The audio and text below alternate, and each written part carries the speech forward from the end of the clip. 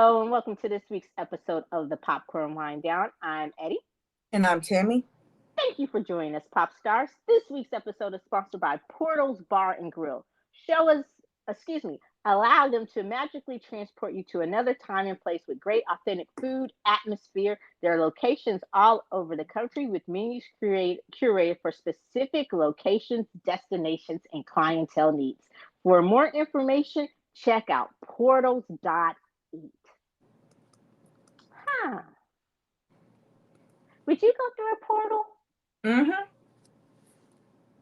Like I to would. another dimension, another time, I don't just know, to but another place? I'd like to see, as long as it don't make me end up in dystopia. Like you wouldn't want a Hunger Games portal. No, but like to be in a different timeline or in a different place. Yeah, it sounds interesting. Now, I mean, I'd have to see somebody else go through it first. But Would you want to go as like just a traveler, like someone who is just witnessing what is happening but not taking part, or would you actually like to experience? what do you mean? Like you could go, but you're just there as like say you're behind the glass veil, like you couldn't kind of like you're just there, but you're just there to see what was going on firsthand. Experience means you become part of the landscape in the portal. Um, I probably want to be like fully involved. I wouldn't want to be a bystander. Yeah. I would want magic. I want to go someplace that's going to give me some magic. Because when I drop shit, sometimes I just move my hands like. I did that the other day. I dropped something and I moved my hands and I tried to lift it to the trash can. And someone looked at me and I'm like, my magic isn't working right now. Shut up. Oh, that's funny. But yeah, I would want to be transported someplace that where I could have some magic because I'd make nah. Let me stop. That's probably why we don't have magic for real because God knows he couldn't have trusted us with it. Um. Okay. So this week we get pulled into the Grishaverse with Shadow and Bone series, currently airing on Netflix. The series combines several books and stories from author Lee Bardugo's Grishaverse series or Shadow and Bone series. The OG Shadow and Bone books, which focuses on orphan math maker Alina as she discovers that she's not only Grisha, but one of the most powerful Grisha to ever exist, and quite possibly the only one who can destroy the Dark One, along with the Six of Crows about Kez Becker and his merry band of bandits. So, Tammy, what did you think of Shadow and Bone? Was it magical or just one bad illusion? I really enjoyed it. I thought I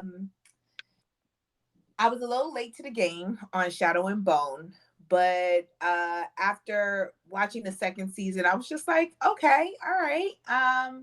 I'll say now I could definitely see where the story can go next, and would love to see how they do it. But yeah, I was entertained. I enjoyed it. What about you? I loved it. It did a really good job of keeping the world simple, and unless you've read the books, you have no idea that they were kind of mixing them up. That they, that that they were doing a remix of the two, or a mashup of the two more popular series, the Shadow and Bone series, which I did not read, but I did read Six of Crows, and I remember I like books like that. So I think I was off of one series or waiting for another book to come out in a different series. And so I was like, huh, what can I read? And I read the blurbs for Shadow and Bone, and I'm like, it didn't seem really all that interesting to me. And then I think on some some book or some of the reviews were saying that Six of Crows was better, even though it has cameos from some of the OG characters from Shadow and Bone. That Six of Crows was probably the one to start with because it served as a standalone. You didn't have to read Shadow and Bone to read Six of Crows. So I started with the Six of Crows series, and it was amazing, which focused on Kez and his crew. So I was wondering how they were going to do it when they announced Six of Bone because um, believe it or not, Six of Crows actually became more popular than Shadow of Bone. So I was like, are they not going to get? And a lot of people were kind of upset when they announced Shadow and Bone because they wanted Six of Crows. They wanted a Six of Crows series instead. So I love the way that they kind of satisfied fans of both, and the way they mixed it. And they did it so well that, like I said, unless you knew particularly, you've read either or both, you didn't know that it was mashing up both stories. So I thought that was really kind of genius. And a lot of times they don't do that. But I guess people have learned when you're fucking around with Netflix, you got to get it all in because you never know if you're going to get another season or not. So, what did you like about it? Like, It surprised me on the story. I could follow it. mm-hmm, So it's kind of like, I think of it along the lines of like The Witcher. So in the first season of The Witcher, I get a little lost in the story, and you have to really, really pay attention to understand the timelines of The Witcher before everything just meets up as one. And even going into the second season, you still had to really pay attention to really see like how the story was progressing, because it was a lot more that you had to focus on for The Witcher. And I think Shadow and Bone was easier to follow along with. You knew who the players were. I never got lost in the different storylines that were ultimately going to meet up as one. And talking about the second season, because that's the one that we're talking about, it was the same way. I never got lost in the story. I knew exactly where we were at all times, and it was entertaining. It was easy to follow along. I wasn't bored with it. I thought it was a good story. And I like the fact of you don't agree with everything that the characters are doing, but you still understood why they were doing what they were doing. Even for Kerrigan, you understood why he was doing what he was doing, even if you didn't agree with the choices that he was making. So, and sometimes that can be very rare in fantasy series, to really be able to follow along and understand the different characters that play a role. So it was definitely entertaining in that I could follow along. I was entertained, and I never got lost or never felt like a character was unnecessary. Every character I felt was necessary to the story. They played their part well. And so yeah, so that's the reason why like I really, really enjoyed it just overall. yeah, I agree. And speaking of Kerrigan, I love Ben Barnes. I think he's not only just a delight to the eyes, he is a very handsome man, a very talented man, but he can play. He's an actor who plays his roles very, very well. He can play good, he can play bad.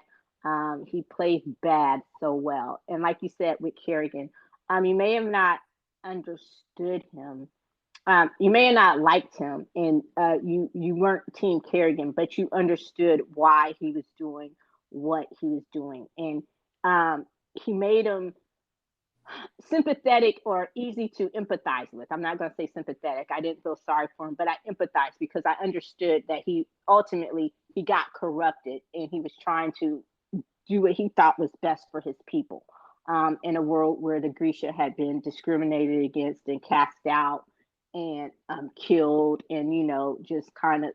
Uh, so I get that, but I love, and I think we talked about it a little bit in our last episode when we talked about John Wick. Check that, where we said that it's rare that you can take a villain who could border and someone who could turn into your stereotypical villain and be a little cartoonish and over the top. And he still played Kerrigan.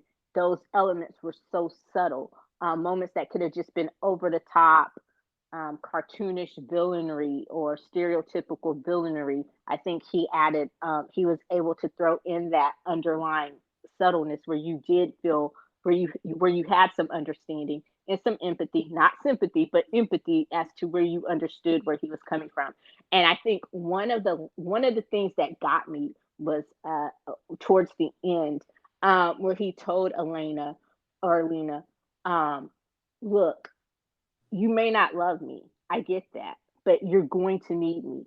He's like, I'm telling you now, being this powerful, you may not want it to corrupt you, but eventually it is going to corrupt you. You need me to be the one to carry that burden for you. And I was like, and at that moment, it was like, damn, if this, and from the standpoint of Kerrigan, the character, if he was acting like, I felt the sincerity, and I'm like, damn, because it was tempting. Because it's like, if he's acting, if this is just a ploy so she won't kill him, it's a damn good one. Because I was like, fuck, like he was like, let me be the dark so you can continue to be the light. And at the very, very end, it's like, damn, was he prophesying? Like, is what he said, is that really going to happen? So I know I jumped ahead a little bit, but it was just kind of, what scenes I'm talking about. Yes. So I was just like, okay. So I really enjoyed Ben Barnes's performance in that role, and I thought he did a great job of that. But did you think Kerrigan was being sincere, or did you think he was playing her, or it was just like hard to tell? I don't think he was playing her. I think he was being honest with her. Yeah, And I agree with you. He was telling her, I am a necessity, because without me they will come for you, but with me they will come for me, and you will shine your light forever, right? Because he would be the ultimate enemy. But I also feel that he was saying that so that she would save his life, that she would not ultimately kill him. Um, Not to say he wasn't speaking truth, he was speaking truth, but was that truth to the point where she should have spared his life? Absolutely not. yeah.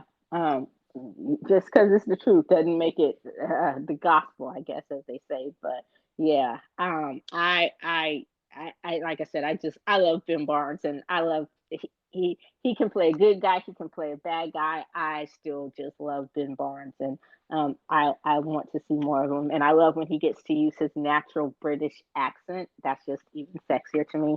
I have something for accents. I go crazy for accents.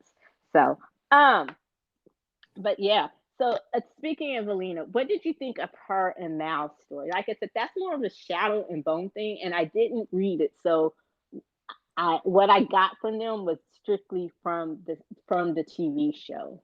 But what did you think of their story? Like, were you? Alina and Mal.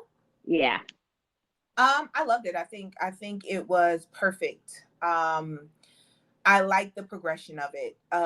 I felt their love.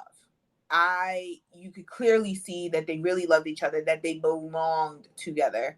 Not ultimately, Mal spoke a lot of truth on what was necessary for her to be successful.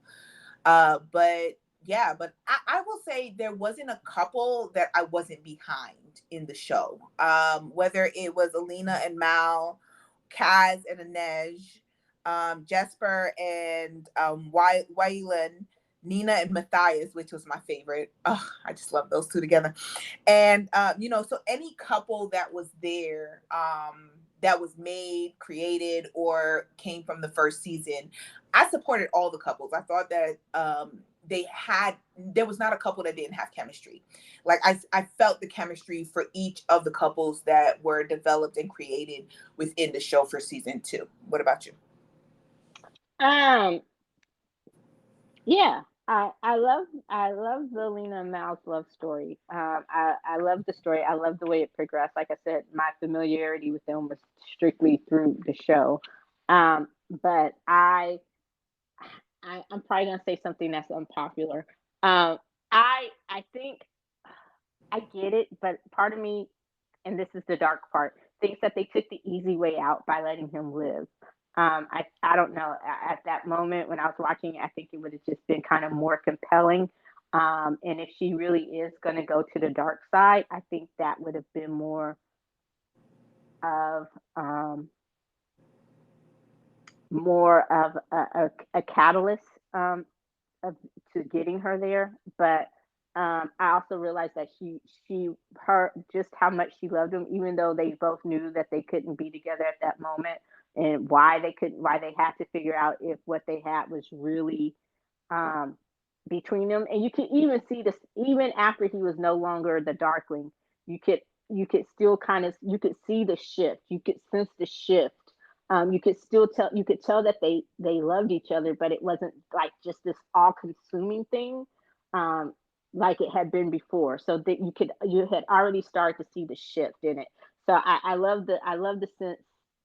I love the choice that they made in doing that and how they played it out. But I also get that he's also probably the one person that if she does go full on dark, especially with the prince seeming to be fighting his own demons, which we can get to in a minute.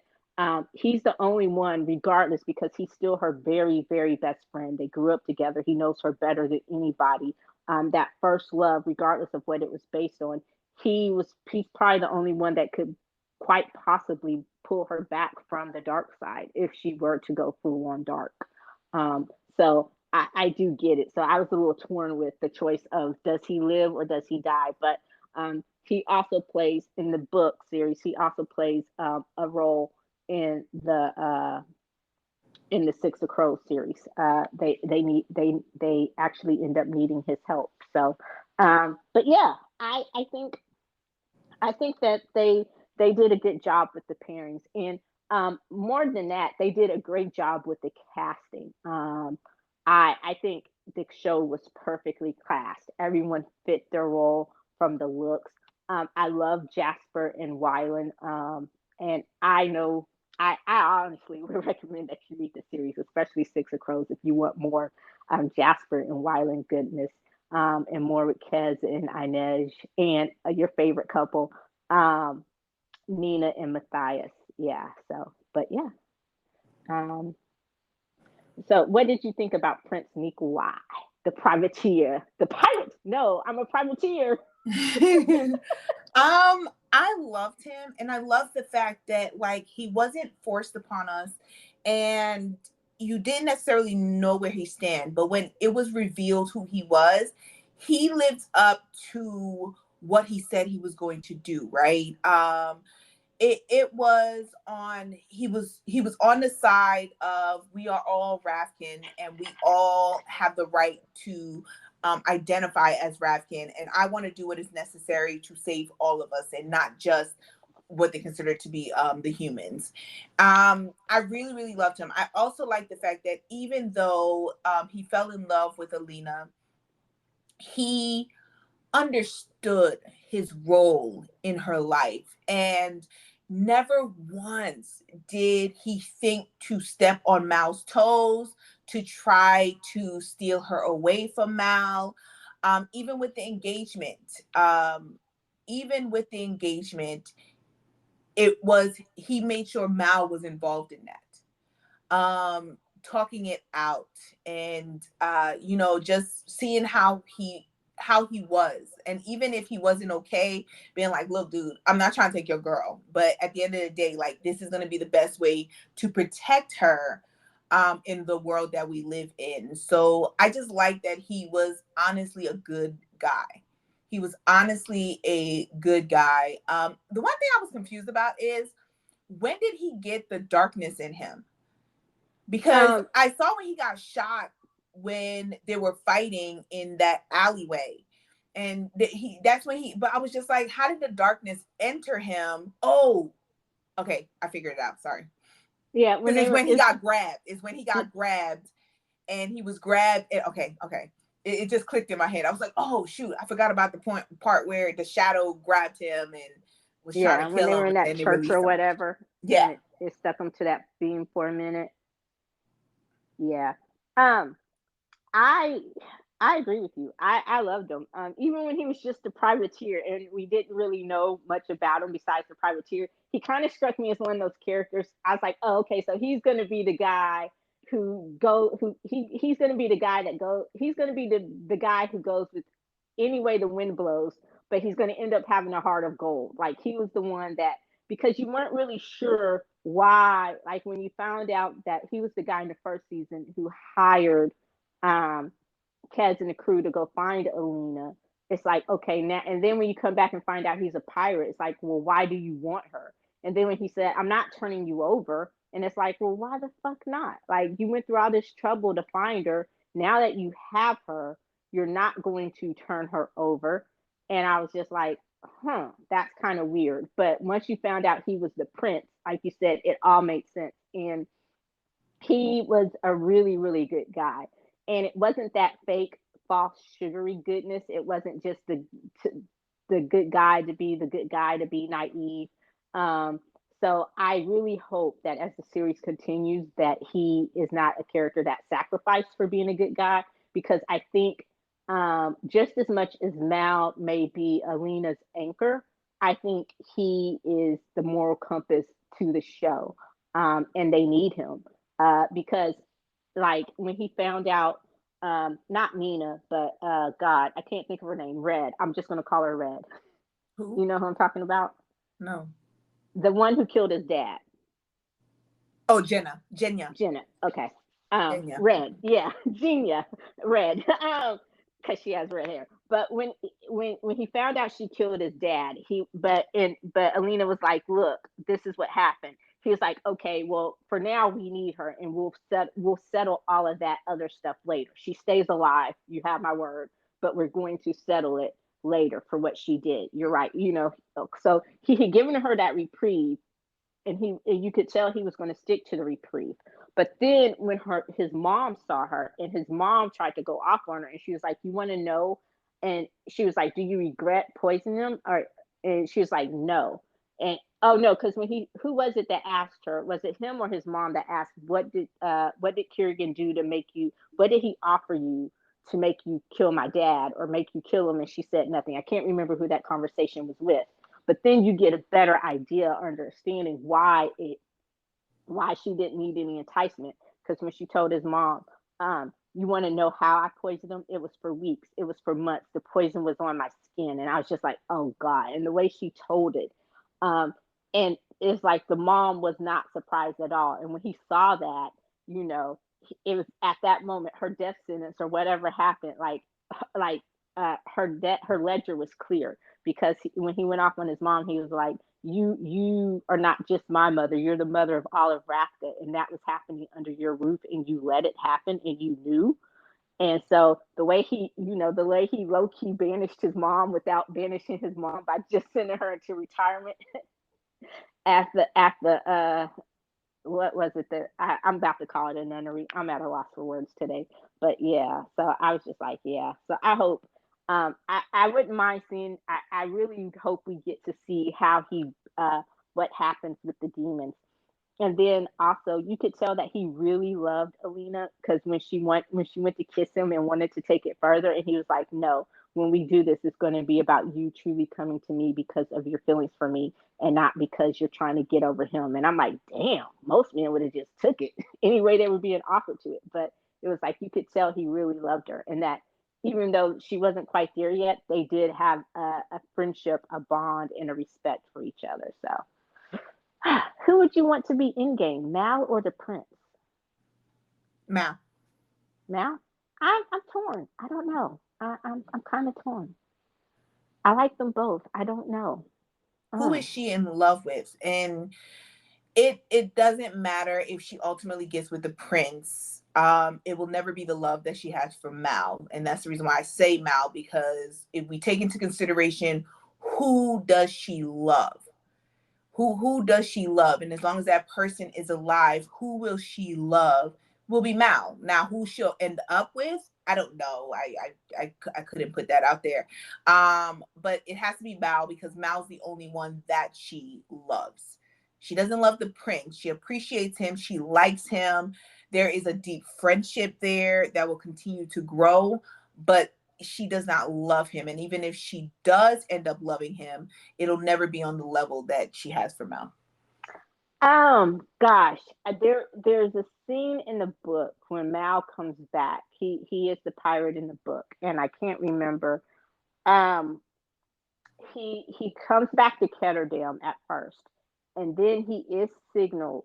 They tell him that he is needed in um in Rafka in the capital because something is going on with the prince and the princess. And I think that's when they start to go bad. I don't remember who it is at first, but he goes back. I think the prince sends for him because something's wrong with Alina. And it was like, as much as I don't want to, didn't want to come for you, she needs you. And so I think that might be where they're headed in the third one.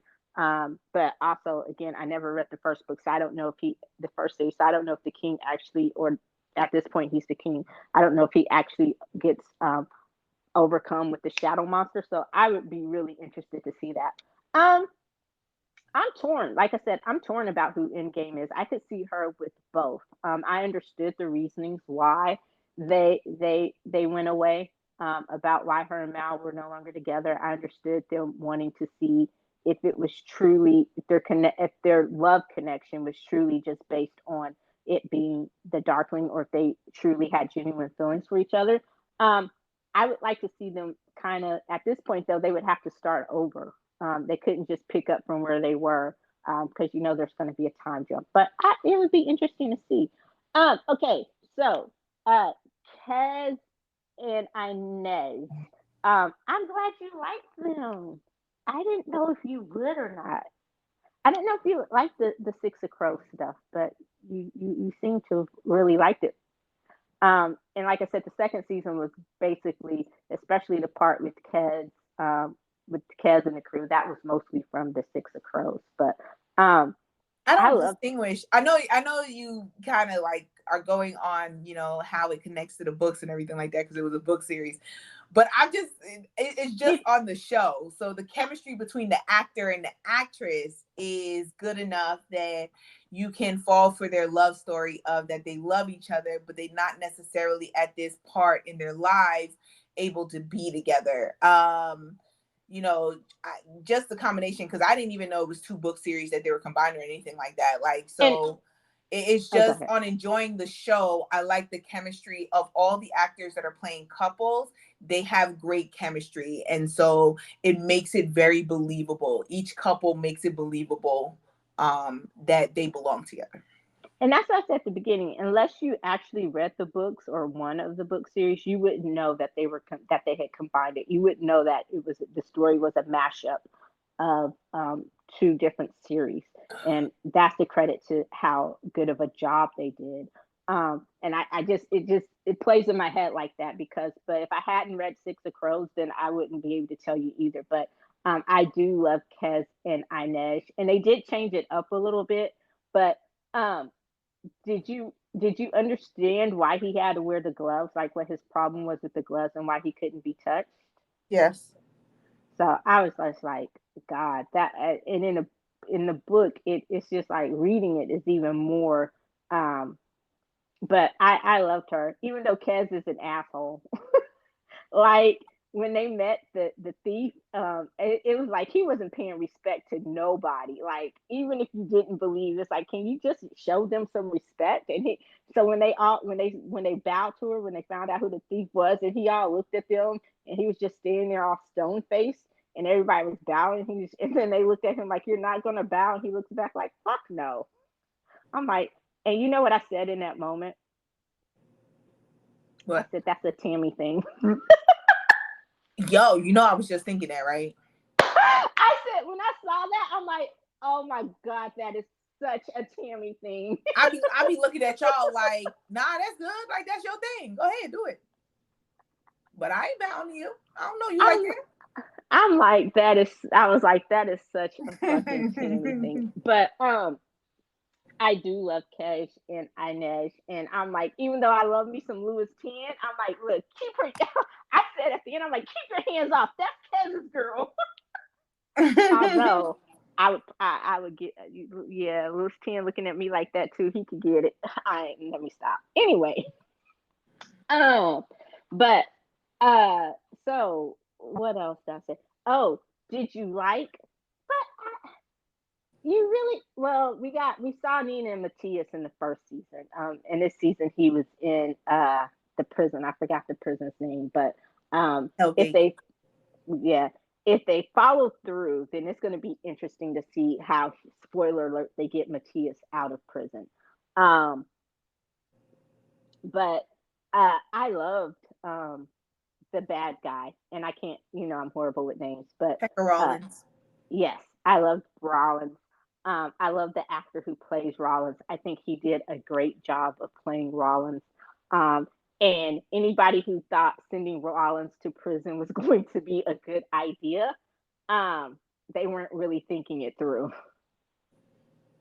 I don't I'm think they like, sent him to prison thinking that he wouldn't control the prison, but it was better than him controlling the town. controlling the town. Is it though? You can control the prison, but you still in prison. All you're controlling in those four walls, basically. I mean, it's more than four walls, but you're controlling four walls. And you're controlling the mess that was already implemented in the prison. You're just becoming the lord of the prison, but you're no longer the lord of outside. It's been taken away from you. And that was Kez's whole goal, was to be punished, sent to Hellgate. And Kez is smart enough to realize that sending Pekka Rollins to prison was not going to tame him, but life on the outside is better with him in prison. You can control those criminals. I'm a live my life out here because you're never getting out. So Yeah.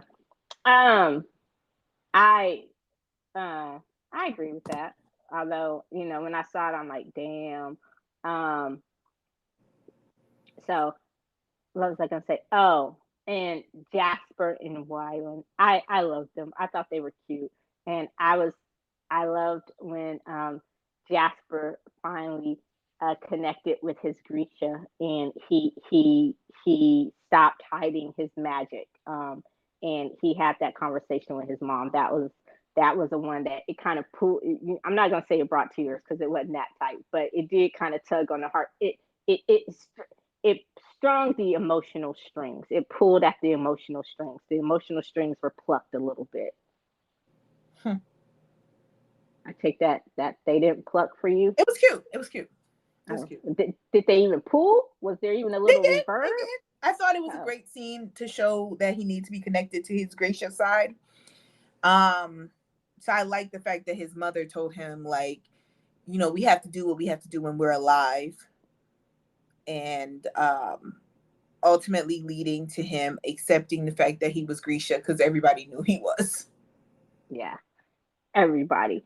But I loved, and that was one of my favorite episodes. Was the episode where they found out about the, I'm gonna call her the greatest thief of all time. I can't remember her official name, even though it was technically her husband, and then she kind of took over his mantle. But I love that episode. Even though she was trying to kill them, I love where they kind of reached an understanding.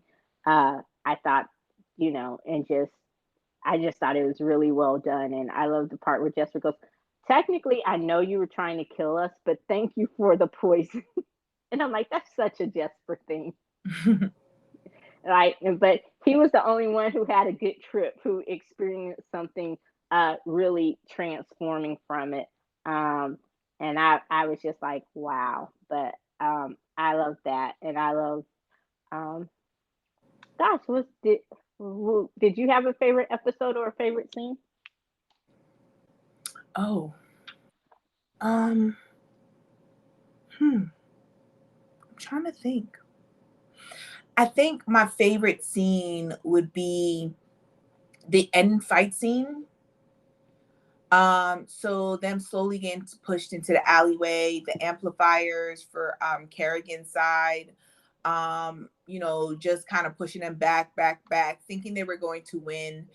And I like that scene. I like the whole fight scene in the last episode 8 of season 2. I like the whole fight scene because they stayed focused. They were just trying to survive, and then you slowly see, like, Kez's group come for them to help them out. But then even when you look at the ones who were in the fold, like, I love the scene where, although I will I will say, you said earlier that he should have just, been killed and not survived. I can kind of see that, because I did not like the fact that she was trying to figure out a way to save him, because I felt in a way she was taking away his purpose. Mm-hmm.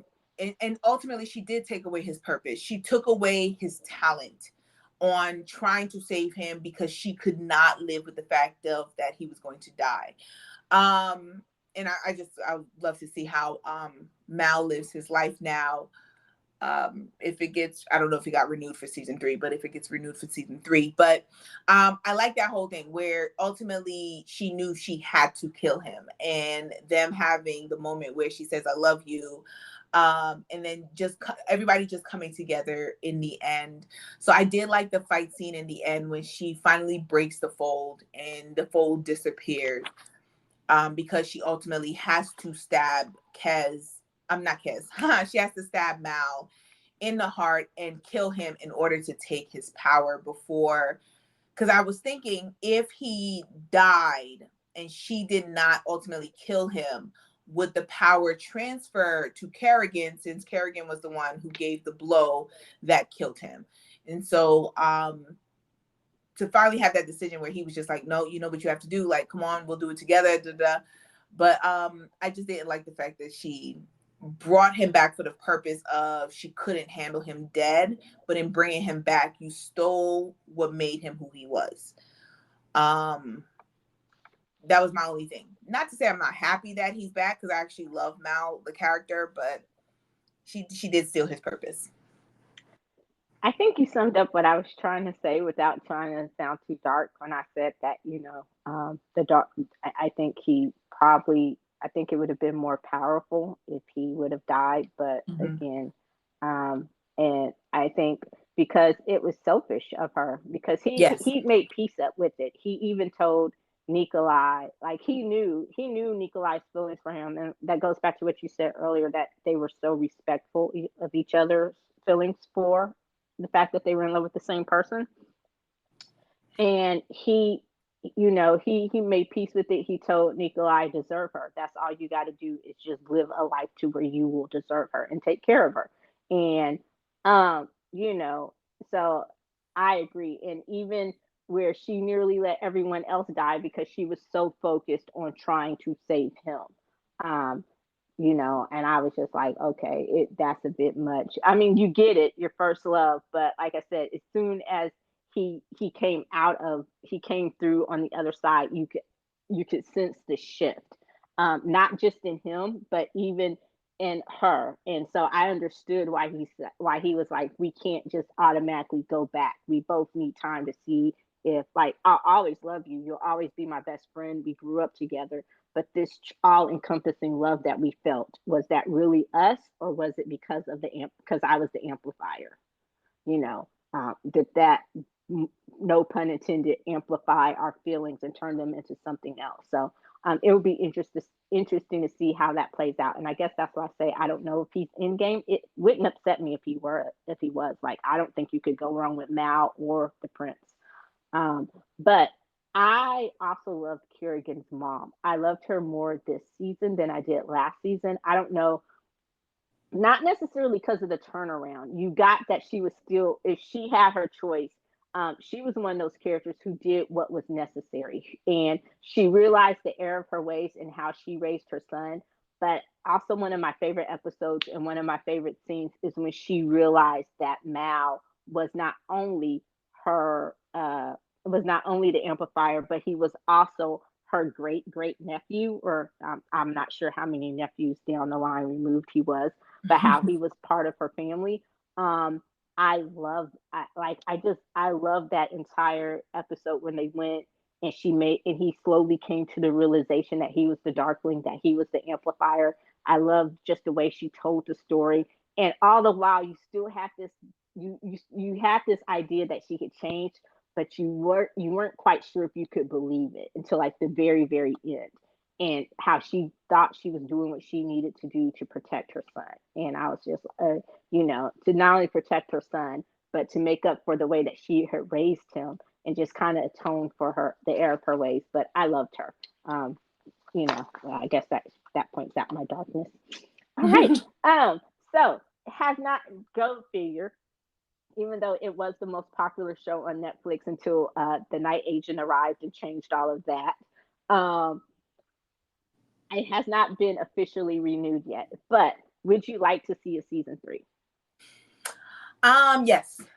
I And would like to see a season 3 to see how they handle the darkness that is now in Nikolai as well as in Alina.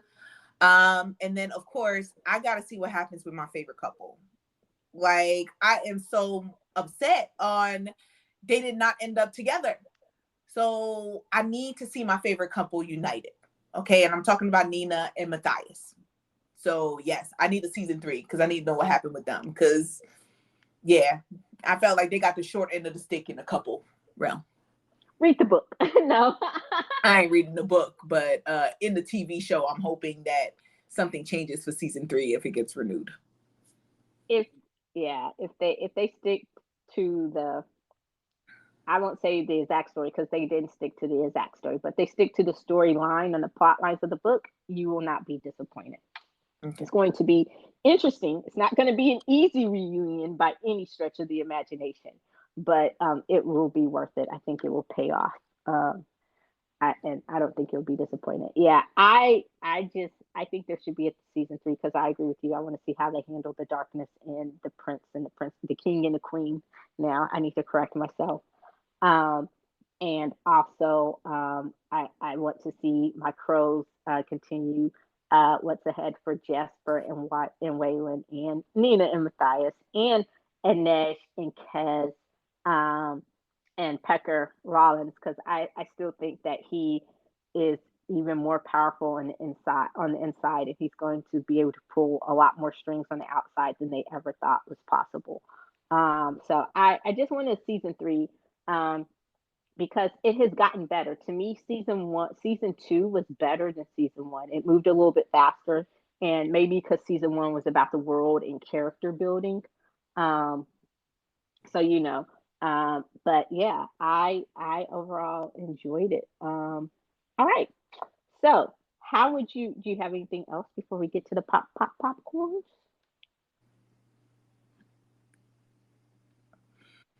Um, Louis Tan is sexy. See, okay, I so completely forgot that he was like I kept looking at him and I was like, yo, this dude looks so familiar. Like, who is he? And then finally I went and I like looked at his oh my god, I forgot what it's called. IMDb. Yes. And I was just like, oh, Mortal Kombat. I know that dude.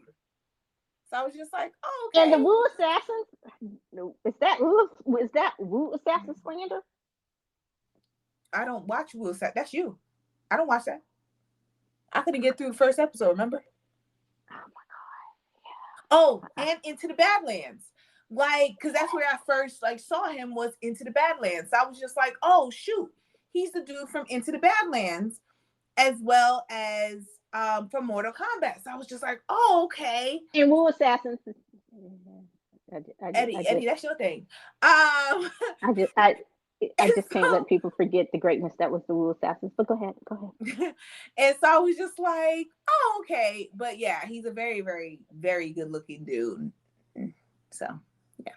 And I loved his character with his sister. I like the siblings vibe. You had him and Tamar, and then you had I forgot what the other two was. The black siblings. And I was just like, I like the sibling vibe. I like the sibling vibes that they had. I thought that was really great how it ultimately ended up. But anyway, yeah, we can get to the popcorns. Yeah, I told you. Inez, I was telling him, look, Lucian, I know you sexy, but back off Inez. That's Kaz's girl. But you look at me like that too, my pennies might drop a little bit. Never mind. Let me stop. Okay, anyway. How many popcorns you giving it?